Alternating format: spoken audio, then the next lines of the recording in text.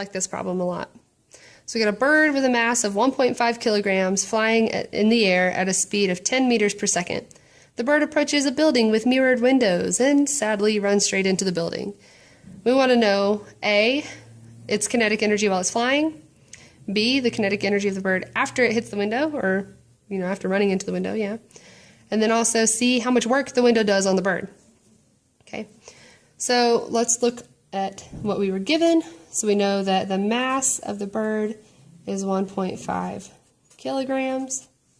Okay, we know it's going at the speed of 10 meters per second, but then it hits the window and runs straight into the building, which means it's going to stop. Okay, so it's flying and then it has to stop. So if the flying speed would be my initial speed, 10 meters per second. The final speed, unfortunately, is 0 meters per second. Okay, and we are looking for work. Oh, excuse me. First in A, we're looking for the kinetic energy while it was flying, so the initial kinetic energy.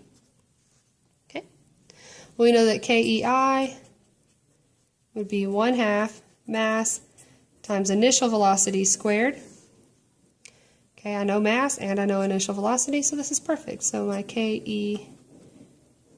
I is equal to 1/2 times 1.5 kilograms times 10 meters per second squared. That square goes to both the 10 and the units. KEI is 1/2 times 1.5 kilograms times 10 squared is 100 meters per second. All squared is meters squared per seconds squared. I can plug and chug. Okay, so 1/2 times 1.5 times 100. Now I would just go ahead and say that half of 100 is 50, and 50 times 1.5, but we'll just plug it in all together. So 1/2 times 1.5 times 100, get 75. That makes sense, right? 50 times 1.5, that should be 75.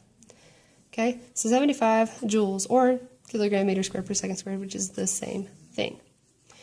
So the bird's kinetic energy while it's flying is 75 joules.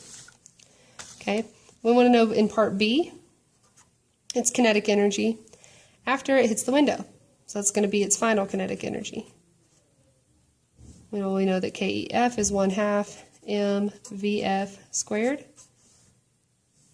Go ahead and plug and chug. KEF is equal to 1/2 m. The final velocity is 0 because it hit the window. Okay, we know that anything times 0 is all 0. So the final kinetic energy is equal to 0 joules.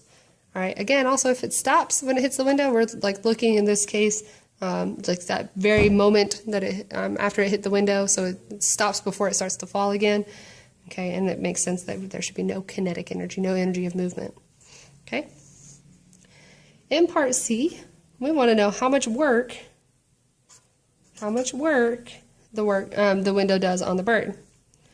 And we know, since we're not given forces and displacement, we know that we can relate work to kinetic energy by using the work-kinetic energy theorem, which is the kinetic energy final minus the initial kinetic energy.